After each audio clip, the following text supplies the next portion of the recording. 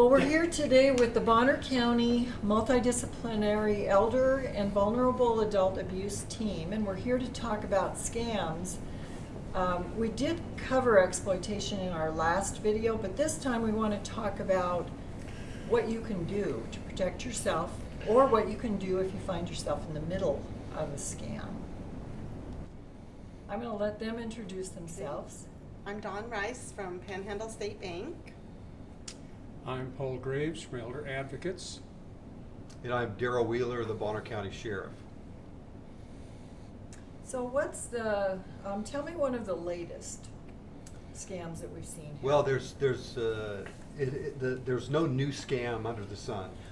Unfortunately, they're reappearing time after time. There's different deviations from the scams, but I think the primary purpose of the scammers are trying to get personal information, bank accounts, social security numbers. They're trying to get passwords to accounts, and it's this is a process called phishing with the PH. It's like phishing, Yeah. and what they do is they try to dupe the person either on the other line of the phone or on the computer to give that information over to them so that they can fraudulently access those accounts. So what kinds of things do you hear or see coming across that they try to engage the person? What is it, like a crisis, or is it we want to help you? What kinds of things? Well, I think that primarily they are focusing on some of those scams that saying that they're going to offer something for free or at a very reduced rate that seems very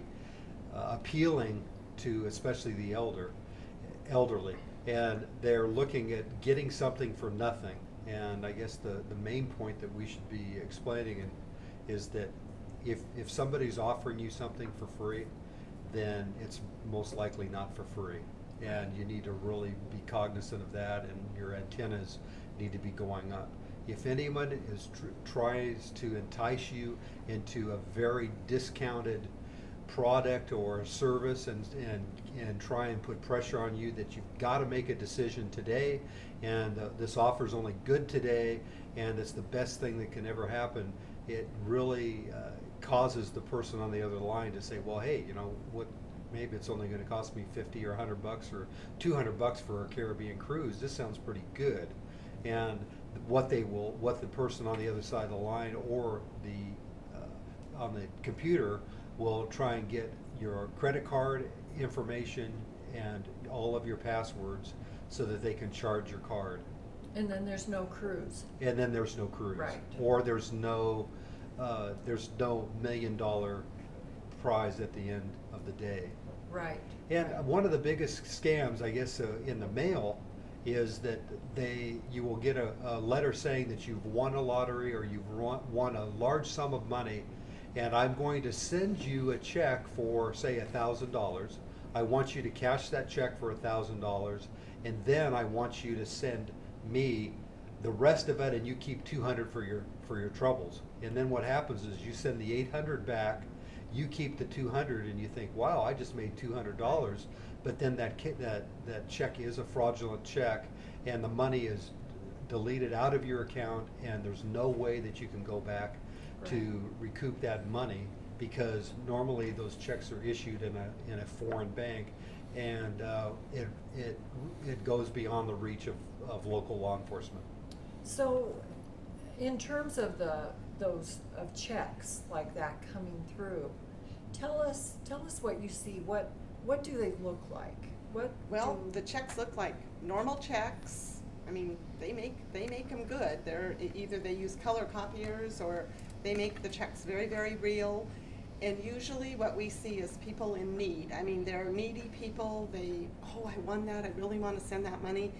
Our tellers and our personal bankers we're trained to look at that, ask questions. Where did you get this? Do you know the person? What's the circumstances? And I mean, we just tell them this is fraud.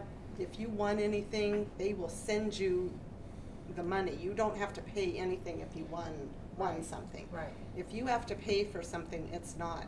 And Western Union actually is getting very good too, I think. They are, when people are sending money, I think they're getting better at looking at that too, because this is something, I mean, we've had customers that have been, oh no, I know this person, and it comes back, and Yeah. it comes back after the money's gone, and then their account's overdrawn or their money's gone. Right, right. Mhm, So mhm. really looking at where that check is coming from and having a good relationship with your banker Yes. is very important, and the trust, so that they know that their banker has their best interests at heart when they're giving them this advice Right, most about certainly. about Mhm, this payer mhm, source. mhm, I most was a certainly. target of that particular scam. 2 or 3 years ago, I got something in the mail about, I don't even remember the details, but Western Union was part of the part of this the process, and it sounded fishy. And so I went to my bank and showed it to them, and immediately they knew that it was a fraudulent transaction, and they took appropriate action. In fact, I think I wrote about that in my Dear Geezer column then just shortly afterwards, as a way of, and that's one of the ways that I try to keep people alert, is by the use of my Dear Geezer column, and as well as the Geezer Forum. Education seems to be the Right, the best tool for preventing people from becoming victims. But I heard you say something really important, because you did consult with your bank. Yes. You know, you trusted that connection. So I hear that that's one of the things we really need to do well in protecting ourselves, is have a good relationship with our banker, and to understand what may be suspect and what may not. They can give us some good advice, right? Absolutely. So what about the grandparent scam? Well, Tell let me about share a that. little details. We actually had a local case here in Bonner County where a local woman received a phone call from somebody who identified themselves as a detective, stating their grandson was in custody and they needed $1,600 to get them out of jail, and they were in a foreign country. And then they provided another phone number for the facility for that they could call. And what happened was the woman did call that, and they confirmed, yes, your grandson is in custody, and if you can send $1,600, we will get them out of jail. And what Donna said, Western Union is really good, because in this case, this person went to Western Union and wired that money. Then they called me, and I told them it was a scam, and they were able to go back to Western Union and reverse those charges before the money was picked up. And so they Wow. did not lose any money. But it's very important that if you get any calls like that, a lot of times they say, please don't tell mom, or don't tell my sister, or don't tell anybody, because I'm really embarrassed. The first thing you need to do is get on the phone and call the person they say that they have in custody, and you're going to find out they're at home or at work, or Right. they're on vacation, and they're really not in another country. And I think the most important thing, if you have any doubts on if this is a scam, call your local law enforcement agency. If you're living in the city limits, call the police department, call the county sheriff and say, I've got this piece of document, or I've got this email, can you tell me if this is true or not? And we can tell you if it's a scam that's going around, or if it's something legitimate. And we're welcome to meet with you and look at those documents, just as the local banking authorities are. Because you would tell them automatically, we never do that. Correct. We would never do that. We would never handle it that way. So they really do need to disregard that number they're given and go directly to the local number to find out, is this the real thing? And the most frustrating thing about this is that typically these out-of-country scams are investigated by the FBI. We do not have any jurisdiction, and our subpoena power, our investigative power does not go beyond the states of the United States. So we have no influence in determining who the culprit are, and normally they're operating in some of the smaller countries like Nigeria and other countries that we were never ever catch them. Right. Even state lines Right. can hinder some sort of investigation or prosecution, depending on what the thing is. It becomes FBI, doesn't it? Correct. Excuse me, Yes. there's a variation on that scam, and that's through email. Yes. I have received over the last 4 years, I think, a number of emails that supposedly come from friends of mine, and they're asking, you know, so and so is I lost my passport and I need some help. I immediately began to be suspect about it, so I wrote to the person and I said, I think you're being hacked, and that's exactly what was going on. So And it's very insidious because they will use official looking logos and they'll make it sound, somehow they've gotten your name by virtue of some list somewhere. And they present you with a scenario that sounds like, oh, I need to be concerned about that. Or even if they tell me that my mortgage is in jeopardy, please respond with these items. If your bank was handling a mortgage, would you ever communicate via email with like a crisis thing? No. No. And I mean, honestly, every day we hear this too. We tell customers, we would never ask you for information like that. If you have an account with us or any other institution, they have that information. They would never ask you. So we say, look at where the email address comes from, because when you hover over the address, it's never, it's usually going somewhere else, but they make it look like Panhandle State Bank, but it's got something else in there, so it's not going to the bank or to any other. I mean, Frontier, our employees get emails like this all the time, and we just report it to our Right. fraud department.